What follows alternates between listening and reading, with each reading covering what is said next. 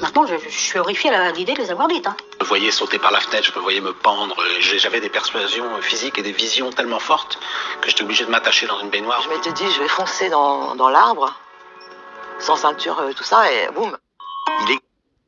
Il s'exprimait par de profonds délires. Un matin, j'avais rendez-vous avec une journaliste.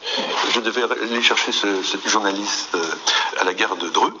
Et en allant la chercher à Dreux, tout d'un coup, ça y est, par association d'idées, d'images, je suis parti ailleurs et je pars vers Chartres. Sur la route de Chartres, je suis certaines voitures avec certains numéros de plaques numérologiques.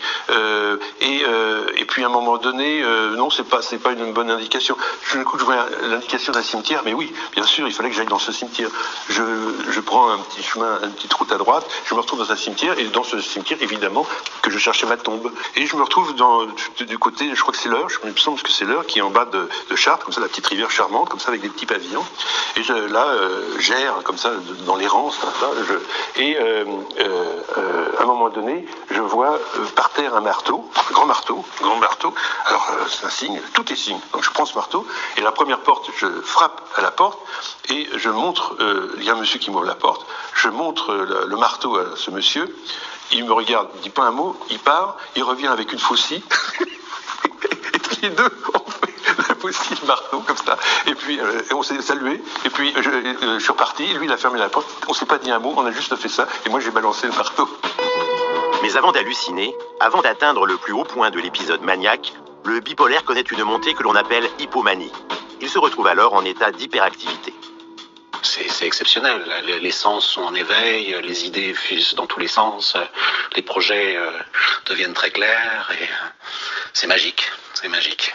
Et c'est l'antichambre de la phase maniaque. C'est l'antichambre de la phase maniaque. C'est là où on commence à avoir des signes avant-coureurs de plus en plus forts, de plus en plus graves. C'est très agréable. C'est très agréable à tel point que quand on est stabilisé, quand on va bien, on regrette ces états magiques. Tous les ans. 37 ans. J'ai été dépisté vers l'âge de 30 ans. Je pensais m'être sorti d'affaires il y a quelque temps. Alors, je l'ai encore passé 14 mois à l'hôpital. Et je m'accroche parce que moi, j'ai pas beaucoup d'attaches autour de moi. Mes enfants m'ont renié. Donc, c'est plutôt difficile à comprendre et à vivre. Moi, j'ai une formation d'un... La bipolarité est une maladie qui isole énormément. Quand vous avez un proche qui est atteint de cette maladie, il ne faut pas l'abandonner. Dans la mesure du possible, vous pouvez emménager votre vie de façon à garder le lien avec votre proche. Ça peut être votre maman, ça peut être votre mari, ça peut être votre enfant. Donc, la personne va se montrer méchante de temps en temps du fait de la maladie, mais pas du fait de sa volonté. C'est le cerveau qui est malade. Le cerveau est un peu comme un cocaïnomane qui monte, qui est dans les montagnes russes, qui est fort, qui montre qu'il est invincible, qui n'a pas peur. Et il y a les phases de descente où la personne est en dépression, veut mourir, vous envoie de la violence au visage, vous crache au visage. Et tout ça, c'est les molécules du cerveau qui déraillent. Ça n'a rien à voir avec la personne que vous avez aimée, que vous connaissez en temps normal. On continue. Moyenne moins de 10%.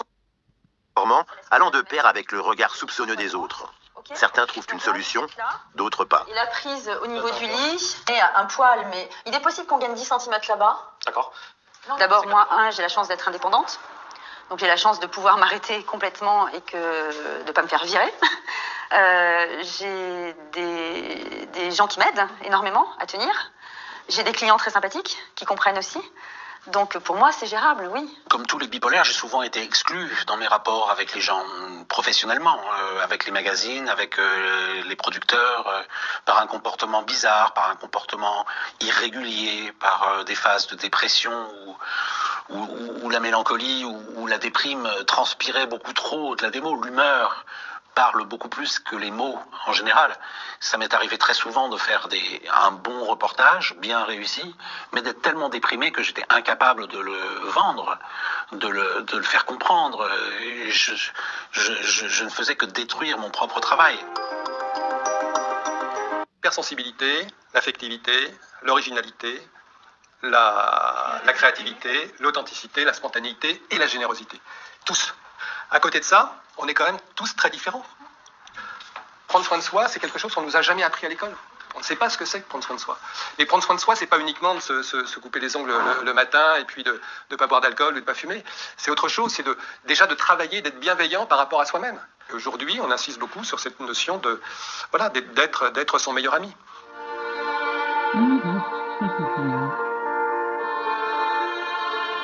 Comment aborder le premier jour du reste de sa vie? Comment faire face à une maladie qui ne vous quittera jamais? Y a-t-il une vie après la maniaco-dépression? Donc, c'est une maladie chronique. On n'en guérit pas. Si on a un traitement, on doit le suivre toute sa vie. Et dès qu'on arrête de prendre le traitement, on rechute. Et les rechutes sont terribles. Parce que c'est une maladie, on va dire, appelée montagne russe. Voilà, ça monte, ça descend, ça monte, ça descend. C'est le yo-yo permanent, dû aux molécules du cerveau qui sont malades, quoi.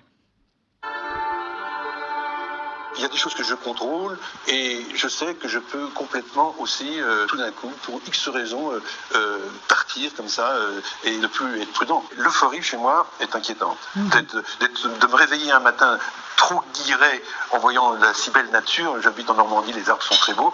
Il faut qu'ils soient beaux, mais pas trop non plus. S'ils deviennent trop beaux, c'est inquiétant. La pathologie, elle existe. Elle est incontournable, on le sait, on l'aura jusqu'à la fin de nos jours. En fait, moi, c'est comme ça que je m'en sors en ce moment. Je sens que je descends, j'appelle mon psychiatre. Je sens que je monte, j'appelle mon psychiatre. De toute façon, c'est une maladie mentale qui est... Puis comme elle me le dit souvent, c'est juste un problème de connexion. C'est des informations qui remontent pas bien au cerveau. C'est sûr que c'est pas toujours facile. Mais bon.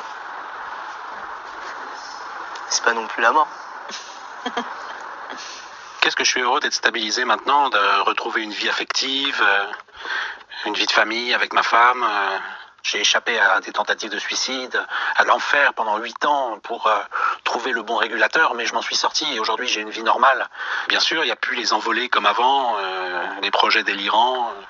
Ça me manque, comme disait Richard Gere dans Mr. Jones, Léo me manque. Mais c'est tellement mieux d'être stabilisé, comme guéri, quoi. C'est sûr qu'elle a... Voilà, Mr. Hyde et Dr. Jekyll. C'est terrible d'avoir les yo-yo comme ça, émotionnels. Ça, c'est ce que... La suite. Puis dans la crainte de l'irréparable.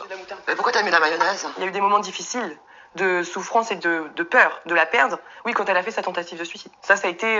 Là, je me suis... Là, perdre. Oui, quand elle a fait sa tentative de suicide. Ça a été... Là, je me suis... Là, on se dit... Là, il y a vraiment un problème. Tu disais, j'ai envie de... Je souffre trop. Voilà, c'est ça. Je souffre trop et j'ai envie de mourir. Et quand on se disait, j'ai envie de mourir... c'était pas possible. J'ai pas le souvenir du tout de l'avoir dit. Si tu le disais. Tu le disais quand tu vraiment t'étais en souffrance, oui, tu le disais, j'ai envie de mourir. Oui, tu l'as dit. Moi, je me disais, on est là, donc elle fera pas. On est là. Ça, c'est pas faux. Si j'avais pas eu mes filles, je serais pas en train de vous parler.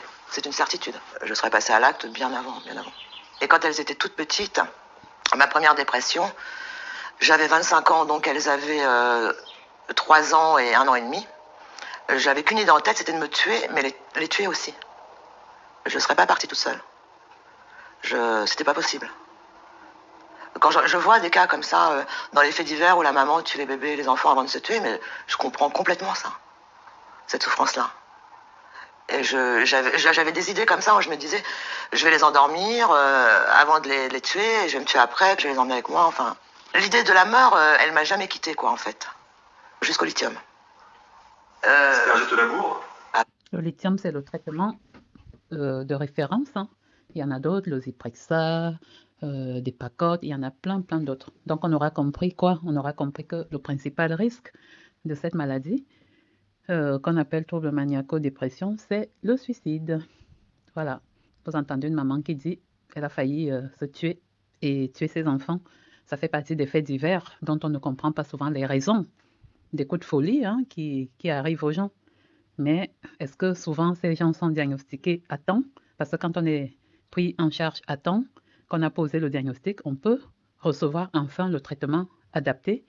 Et le traitement n'empêche pas la gravité, mais le traitement va atténuer la souffrance des personnes, va faire en sorte que les personnes soient moins handicapées par cette maladie-là, qui est une vraie maladie. Le fait d'être en phase euphorique fait que la personne elle prend des décisions inadaptées. Elle a acheté 10 chemises, aller donner son argent aux gens,